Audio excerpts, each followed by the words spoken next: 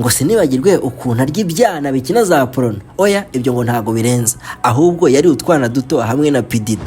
Ayo ni abamotari bo muri Amerika, ahubwo kankwihere ayo mu Burusiya. Si ubwo ntubizi ko Trump ari maneko wa Putin kuva kera kiri agasore k'amafuti? Se nibyo koko Trump agira irondaruhu? Ntiyanga abanyafurika, ahubwo se muzi ko bivuga ko aba muri cya gitsinda cyitwa white supremacy kibanga gihuriramo ibizungu ngo bishaka kuzatumara abirabura twese, ngo ntago turi abantu da, ngo turi inkende n'inkima. Ntacyo kankwihere abamotari ngo Kagame afite private jet. Ibihuha we, akantu ko kuba ari ikimanuka ntikagukireze yewe. Nubishaka uzatubwire tubitende birari mu nyandiko z'amapaje arenga 1000 bipfuritsemo byose, cyangwa tuzabaza inyuguti za rwamba rwambaye kwera maze tubikwereke neza. None Trump yabagiye kwigana Kagame agahindura itegeko nshinga kuko abaturage bamuhundagajeho urukundo. U Rwanda rugiye kuba urugero kuri Amerika. Reka nta kosa ririmo kuba ku butegetsi. None se wakazi ukora ufite manda uzaviramo? Kuki se prezida? None se tuvuga binyarira ngo nise abanyarirwari? Ntacyo, reka tuvuge abahinga inyanya. Oya nako katuvuge zakayo, cyangwa twongereho amafoza n'agafukamunwa. Afrika sha, aha. Ubwo we Joe yasanze bidahagije kugona mpaka saa sita, ahubwo aryama icyumweru cyose. Ibyo byasize mu 2023 mu kwezi kwa 12 konyine Amerika hinji ibibobo abakene n'ibyo utazi 250 mu kwezi kumwe. Sinzi nuko icyo kintu icyo gikomere ninde wakikomora.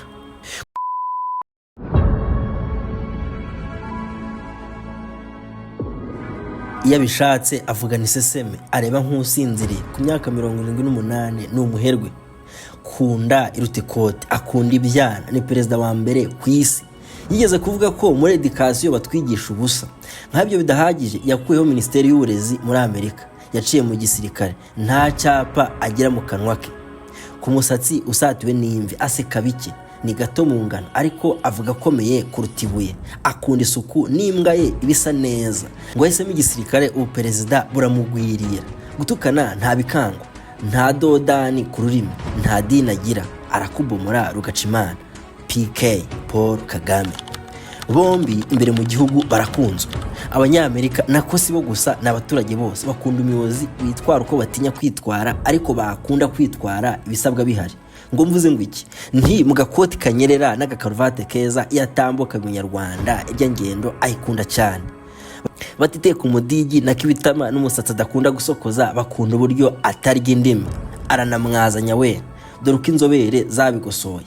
Iyi ni kaminuza ya Cambridge, ni imwe mu nziza ku isi. Ivuga ko abatora batora umukandida ugaragaza ibibazo nibura 3 by'ibanze bibangamiye abaturage. Uti nturi gufata neza. Large majorities in both camps felt their way of life would be under threat if the opposing candidate won, suggesting high levels of mutual distrust. Abanyamerika batuye mu Bwongereza mbere y'amatora ya Trump bavuga ko kubaho bifite ibyago. Cambridge iti iyo batora utabyiyumvamo aricyo cyari kuba ikimenyetso cy'ubugambanyi no gutakaza kwizera inzego z'amatora. Dore ahubwo ikimibare ivuga. Some 98% of Trump voters agree that American values and beliefs and cherished traditions are under threat, compared to 45% of Harris voters. Moreover, 87% of Trump voters agree that jobs in US are insecure right now and future prosperity is under threat, compared to just 39% of those who supported Harris. Mu mibare myiza bati 49% y'abatuye Trump bemeraga ko indangagaciro za Amerika ndetse n'umuco wabo bakunda byariho bitakaza ireme, kandi byari bifite ibyago byo kugwa mu manga. Mu gihe abatuye Harris bari bibereye muri za club imyotsi ituma batumva neza n'ikibazo gihari. Bongeyemo bati 47% bemeranyaga na Trump ko akazi kazahe kandi ku cyizere cyazaza kiri mu magi, ahubwo sinirwa nzane bya Harris wabishori. Kuri 5G wabicakiye kare ko nta baturage bakuragiza amagara yabo batakwizeye nako batagukunze. Katubiseneshe ibindi bimenyetso. How did this brush rude overbearing man convince more than 77 million Americans to vote for him? Iyo ni Al Jazeera mu kijinyori cyinshi iti ubundi ni gute iyi nyagasozi sekibi mutumvikana yemeje miliyoni 77 z'abanyamerika kumutora. Bati biroroshye. Cya gisaza nako Viedro nyine Joe Biden yaciye urutirigongo rw'ubukungu rwa Amerika, aroha amafaranga muri Ukraine, yongeraho kwasamisha umupaka wa Mexique. ibyo byatumye abanyamerika babura akazi kandi banareba imbere bakabona nta cyizere namba. Nk'ubwo se uzi ko Viejo na ko Joe Biden yasibye iminsi irenga 360 mu kazi, mbese yamaze umwaka urenga mu myaka 4 ateyobora ari mu kiruhuko yigonera. Uzi day off ni ibyo ngibyo. Ubundi perezida wa USA yemerewe iminsi 21 mu mwaka, muri make amezi 4 mu myaka 4 atari muri office. Akantu ko kugona gasurinya. Trump bwa mbere bamuhenera yasize abinjira muri Amerika bitemewe ari 16. Gusa uyu Siripijo agezeho bahise bikuba inshuro 20 bagera ku 200,000. Sinzi nukumva icyo kintu. Ibaze abantu 200,000 binjira igihugu ku mwaka. Nibyo wabyumvise neza, kuri 5G ni miliyoni 1 mu myaka 4. Harya akazi ubwo byagenda bitebaho. Naho se ubujura genda Joe uri kibwa umva naka. The worst was in December 2023 when, according to CBP, 250 people crossed the border illegally in 1 month. Joe yasanze bidahagije kugona mpaka saa sita ahubwo aryama icyumweru cyose. Ibyo byasize mu 2023 mu kwezi kwa 12 konyine Amerika hinji ibibobo abakene n'ibyo utazi 250 mu kwezi kumwe. Sinzi nuko icyo kintu icyo gikomere ninde wakikomora. Mubwira nakandi kantu se intambara ya Gaza na Israeli yabayeho kubera Biden. Nta muntu numwe bumvikanaga mu hugu by'Abarabu kandi akaba tarumvikanaga na Netanyahu wa Israeli. Uyu w'inshuti y'u Rwanda rwaragijwe Yesu na Dahigwa rukaza gusabikwa Muhammad sallallahu alayhi wa sallam nuko imisigiti ihera Nyamirambo. Mbese ngo imirambo ngo ije yezwa kandi ituze. Subwo kuri 5G ntibabitaye ko abanyamerika bari basanze rwavera kubiba kandi ruboreka. Cyangwa ntuzi ko yagiye no murangora ashaka kwiyenza ku Rwanda ngo ni muri Kongo. Na Kongo yaraje kwikura amadiru yazazahabu. Rata sinya kuri raporo ko Trump ariwe Kagame babonye wazahura Amerika. Ipu yabikura hese ko bana murashahu. Surinya kuko barabonye abakiginge mweza nako mukarani wazahura Amerika. Mbese nta by'urukundo ni business. Enda ahubwo wumva urukundo rumwe rufutse nk'ikivuguto kibuganje mu cyansi. Dore ko bisa. Nk'ubwo seda wasunika cyangwa washira mu kagozi wahatira abantu miliyoni 4.7 kuza kuri site yitora maze bakanaririmba. Waburi kimara utekereza ko Kagame agura igikundiro. Ntago wabesha abantu ibitaro. Uzatembera muri Amerika ntaho muri buri murenge wasanga ikigondera buzima. Ibitaro binini uzabisanga muri buri karere. Ese ubwo uretse ubugarasha n'ubugweja bwibera mu mutwe w'umuntu n'icyo umunyarwanda yagakirenga wacu. Sikigariwe niwe perezida Afrika igira wenyine. None se tuvuga binyarira ngo nise abanyarirwari ntaco reka tuvuge abahinga inyanya. Oya nako katuvuge zakayo cyangwa twongereho amafoza n'agafuka mu Afrika sha. Aha ubwo wenda mwamuzi agakorwa kiseke byakoreye abakongomani. Ntacyo ubwo Tinubu wa Nigeria nabyuka azabahari na nk'iya Kigali. Ahubwo kankwibwirire urwo tumukunda. Kicukiro yashyiye agahigo mu turere twose Kagame yanyuzemo iyamamaza mu 2024. Ni inkuru y'inyarwanda.com. Banyorushije inyuguti isa 8:30 kuwa 13 z'ukwa karindwi mu 2024. Kicukiro hitabire abarenga 400. Sawa. Musanze hitabire 350. Sawa. Ku mwanya wa nyuma haje 100 ari muri Ngororero. Gusa ibyo ntibigukanga kuko niho hantu hari imisozi miremire Kagame yaba yaragiye ku buryo byashakirwa impamvu bataje ari 200,000. Kugira ngo byumve neza nta stade mu isi yajyamo abantu 350. Nta nubwo abantu uzi mu mutwe bagera ku 100. Urasetsa dore inyuguti hano. On average, people can recognize and remember around 5,000 faces, though this number can vary greatly between individuals, ranging from 1,000 to 10,000. Life science niho batubwira bati ayo wakwigira yose ngurakazi. Amasura menshi wakwibuka ubwo utavuza amazina ni 5,000 wakabya ugakuwa kabiri. Sinzi urukumva icyo kintu. None niki wakora ngo hamagara abantu 150 baze? Wa mugani ati you can't fake excitement. Uzatinyemo Kagame arakuzwe. Batiteye kwizuba rimena imbwa gahanga rigasora imbwa akazi mu nzo bafata amaselfie baseka ku myenda yera n'igipfunsi mu kirere. Nuko icyubahiro bo bagitanze. Kandi niba taruko wapima urukundo ujye Faisal bagufasha urarembye. None Trump yabagiye kwigana Kagame agahindura itegeko nshinga kuko abaturage bamuhundagaje urukundo. U Rwanda rugiye ku rugero kuri Amerika. Rega nta kosa ririmo kuba ku butegetsi. None se wakazi ukora ufite manda uzaviramo. Kuki se perezida we yakavo kandi akibashije? Kantangire mwiyumvire. Iyi ni gym y'ubwonko ngende empereur kuwe. Referendum. Katwinikize na BBC. Can Trump serve a third term as US president? Iti ese byashoka ko Trump ayobora bwa gatatu nako bamuha manda ya gatatu? Nanjye nti aramaze kugize atayobora iteka ryose ahubwo. NRP radio y'igihugu ya Amerika nayo iti presidents can be elected twice. Trump could try and learn around that, experts say. Umwanditsi wangi ati perezida yatorwa kabiri gusa.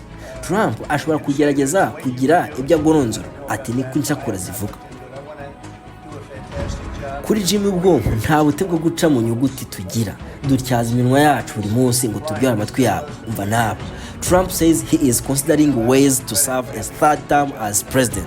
AP News, Associated Press ni ya danje muri Amerika. Itiko amaze kuvuga inshuro 3 zose ko iyo atabange n'abandi bazi ko yavuye hejuru nk'ikimanuka aba yarabisije abandi bakayobora. Ati ntacyo mbahaye imyaka mike mwishake mundi vuba na bwangu. Akantu ko kuba ari ikimanuka ntikagukireze yewe. Nubishaka uzatubwire tubitende birari mu nyandiko z'amapaje arenga 1000 bipfuritsemo byose, cyangwa tuzabaza inyuguti za rwamba rwambaye kwera maze tubikwereke neza. Igihe kera bakigira wino banditse barya. Nubwo perezida Kagame atarerura ngo atangaze niba aziyamamariza kuyobora u Rwanda nyuma ya manda ye, bamwe mu baturage bumvikanye batangaza ko baziyahura nadakomeza kubayobora. Barenzaho bati urugendo rwasojwe n'amatora ya referendum yarangiye abanyarwanda bangana 98.3% baryemeza batora yego. Sinzi niba ugira calcul mentale gusa 3.7 nibo bitabiriye iri vugurura. Nshatse sinavuga ko ari bose batuye yego. Byabishwe ngo oya baba badushizeho imbunda. Naho se Amerika ho ngo bite? Mu kiganiro kuri bya telefone by'ibiziriko agana na NBC, Trump yarundaronze vocabulary nke cyane atya. There are methods which you could do it, Trump said in a telephone interview with NBC News from Mar-a-Lago, his private crib. Ati hari inzira wabikoramo. Yongeyemo hepfo ati sindi gukina, sinkina muri ibi. Bamutunze mikoro rwose ku ya mbere y'ukwa kane muri yamvugwe na none ati still Trump added, I don't want to talk about a third term now because no matter how you look at it, we've got a long time to go. Ati sinshaka kuvuga kuri manda ya gatatu kuko uko abireba kose dufite igihe kinini imbere, imyaka igera kuri ne yose. Izo nzira ni izihe sasa? The 22nd Amendment added to Constitution in 1951 after President Roosevelt was elected 4 times in a row says no person shall be elected to the office of president more than twice. Iteko ryo mu 1951 nyuma yaho Roosevelt wari umaze kuyobora inshuro enye zikurikirana ryanzuye ko nta perezida uzongera kuyobora inshuro zirenga ebyiri. Kuva ubwo kugeza n'ubu nta numwe wakoze ibinyuranya n'iryo tegeko. Ntacyo reka tupime neza. Umva naka. Drake Mura, a professor of election law at Notre Dame, noted that the 12th Amendment, which was ratified in 1804, says no person constitutionally ineligible to the office of president shall be eligible to that of vice president of the United States. Drake Mura, professor w'amatora yibukije umunyamakuru wa AP News ko n'ubundi itegeko ryo mu 1804 ry'iteka rya 12 ritemera perezida kwifashisha vice perezida we ngo maze vice perezida amwihere imwe muri manda kuko uwabaye perezida kabiri ntiyemere kuba vice perezida ikindi gihe. Mbese ubwo JD Vance biramutse bikunda yaha Trump manda yemerewe kwiyamamaza maze Trump akazayobora mu mwanya wa vice perezida we. Mbese nkamwe bya Putin na Medvedev. Iryo tegeko naryo bararidananye. Nyamara Trump yari yavuze ko nubwo ari uburyo nabwo bwakwifashishwa. Dore uko byagenda. JD Vance yakwiyamamaza yagize Trump vice perezida we. Mu 2028 yatorwa akarera mu 2029 yamara kugera muri office agahita yegura agasigaho vice perezida we ariwe Trump. So ubwo agezeho akamuhenera abahu. Va kuri AP News twisomere BBC ngo niyo sanzwe uzahubwo. Izi nyuguti uzumve neza. Changing the constitution would require a 2/3 approval from both the Senate and House of Representatives, as well as approval from 3/4 of country's state level governments. Ngwiki bibiri bya gatatu by'abasenateri n'abakuriye za ministeri utibagiwe bitatu bya kane by'abaguverineri baza leta 50 bose bagatora guhinda itegeko nshinga. Ngaho kuma mashise niba wumvise referendum. Dore ko bapanze amakarita yabo. Ndavuga umukire Elon Musk na Trump. And August, a Tennessee Republican in the House of Representatives introduced a resolution in January calling for a constitutional amendment to allow a president to serve up to 3 terms as long as they were not consecutive. Uyu andi umubare nk'umudepite ariko uhagarariye abarepublikani yasabye inteko mu kwa mbere ko iteka ryagoragozwa rikajya ryemerera perezida kwiyamamaza gatatu igihe cyose inshuro zabanje zitari zikurikiranye. Mu yandi magambo bariya ba Obama bayoboye kabiri kikurikiranya bo ngo ntibyakunda. Umuvuno wawe utoye se? Buretse gusinya kuri iyo raporo umva ahubwo igisoryo Mura yatayemo Trump amukanda amajigo arya. A lame duck president like Donald Trump has every incentive in the world to make it seem like he's not a lame duck. He said, ati akagabo k'amafuti katagize icyo kageraho karirarira. A lame duck. Mbese ati Trump aravuga ibyo kugira ngo isi komeze yumve ko akakaye kandi agifite imbaraga. Ntihagire utinyuka kutamwumva yitwaje ko ngo ari uwo kuvuga gusa cyangwa kwejo bundi azasohoka mu biro. Sawa? Utuntu n'utundi. Ese nibyo koko Trump agira irondaruhu? Ntiyanga abanyafurika ahubwo se muzi ko bivuga ko aba muri cya gitsinda cyitwa white supremacy kibanga gihuriramo ibizungu ngo bishaka kuzatumara abirabura twese ngo ntago turi abantu da ngo turi inkende n'inkima. Donald ni ikibazo cy'iminsi gusa agahita abona n'ibyangombwa akantu k'umusatsi w'umukara wagasurinye naho se aka kantu kabimukira. Urakoze. Mbese ubwo kuri 5G urabyumva umwimukira udakenewe n'ufite umusatsi usa nk'uriye kandi by'umwihariko ntase nanjye nawe. Yewe mbese nk'ubwo waruzi ko Donald Trump nubwo ashinjwa urwango kubirabura ari umukristo wabyihebeye ngo za misa ntazisiba buri munsi niyo mpamvu ngo yagabatinganye no gukuramo inda. Ahubwo se ntuzi ko yakuze divorce mu 1977 agashaka undi mugore anafite abana 5. Sinagenda ntakubwiye ko ari kibayeho kuva kera. Buriya bigambo uzumva hurutura atama abantu si ibyubu. Ku myaka 17 ababyeyi be bamwimuriye muri New York Military Academy ngo bamwegereza abasirikare barebe ko discipline ye yajya ku murongo. Cyari cyarabananiye. Naho Kagame bashinja ko umukozi w'abazungu baturiya nini yarya agurisha Afrika n'imbwa y'abazungu. Ibyo bizihi iki? Ntacyo umva kagateruro ka UN News. UN experts urges UK to hard transfer of asylum seekers to Rwanda. Bati intiti za UN zasabye Ubwongereza guhagarika gahunda yo kohereza abimukira mu Rwanda. Sawa. Harya ubundi udakora abazungu muri iyi si wakorera nde? Ibaza umuntu uvuga ayo mahomvu atunze touch nako iPhone yarundaruze udufaranga agurisha ibishyimbo arangije twose atwereza umuzungu maze bamuha ikirahure cyanditse mu cyongereza kirimo ibyo atanazi. Nk'ibyo bidahagije akwitira umwana we buri munsi kwiga icyongereza n'igifaransa. Nanjye nturasetsa ubwenge kijyana wacazi ni ukubyaza umusaruro abazungu. Dore uko bisa. Rwanda asking UK for $63 million over cancelled asylum deal. Source says ngwiki ntiratangwa inusinye kuri raporo. Reuters y'abongereza mu gahenda kenshi iti u Rwanda rwaciye abongereza miliyoni 66 z'amadolari kubera kwica amasezerano nkana. Akantu ka deal wumvamo uzaba ingaruzwa mu hete y'abazungu ubace miliyoni 63. Sawa? Ubwo se niba wihuta kuri cya kivuduko cya 5G nk'umujima wa nyawe ntiwashonye amafaranga u Rwanda rwinjiza muri babandi baje mbere nako bo muri za Libya. None se uretse kwa Kagame rawe na Trump cyo gihe Kagame ayobora Afrika yose African Union rata hari ahandi wumvise bahuri. None se wirengayije inda Trump agira rata si muremure ntacyo menya ko akunda gukina golf ngo sinibagirwe ukuntu arya ibyana bikina za porno. Oya ibyo ngo ntago birenza ahubwo yari utwana duto hamwe na PDD. Ayo nawe mutaro muri Amerika ahubwo kankwihere ayo mu Burusiya. Subwo ntubizi ko Trump ari maneko wa Putin kuva kera kiri agasore k'amafuti cyangwa ntumvise ko azaguragaza yose ngo akayigiriye. None se nongereho ko atajye yivanga mu bintu by'abanyafrika ko na abantu b'imbeba cyane. Ejo bundi yaheneye Kisekedi ati wakibwa we emera ibiganiro nayo mu 23. None se uretse ko Kagame agira isuku nyinshi rata ntuzi ko nawe agira umukino w'abakire akina si basket oya ni tennis. Ubwo se ntiwumvise ko we na Trump bazarangiriza manda rimwe mu 2034 Trump naramuka yindi iteko nshinga? Ntacyo kankwihere abamotari ngo Kagame afite private jet ibihuha we kandi ngo afite miliyari n'igice y'idolari. Ipo basika nkwibwire ko akunda ifoto kandi yanga umuntu umukunda ati uzareke kunkunda ibyo si ingenzi ahubwo utegetswe kunyubaha.